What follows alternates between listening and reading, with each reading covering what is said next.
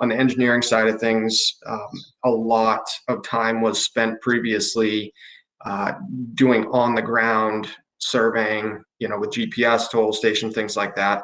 Quarry planning and surveying is completed in a fraction of the time.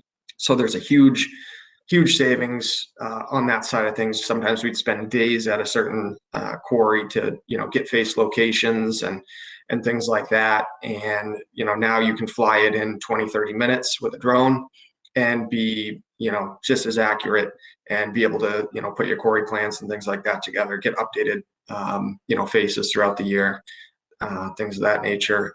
And then obviously safer. So when you're running even a 2D profiler down on the floor, there's usually quite a bit of activity going on, loaders, haul trucks, things like that. And then you've also got somebody up, close to the face if they're holding a reflector. So, less time you can spend out there, the better, and the less time you spend on the floor is better too. So, yeah, it's quite a bit safer. Drones are obviously much cheaper and easier to repair than 3D lasers. So, Zadok mentioned, the cost of the 3D lasers and, drones, depending on what you're getting into, is $1,500 to $2,000, a little bit more depending what you want to get. But so yeah, and much easier to repair.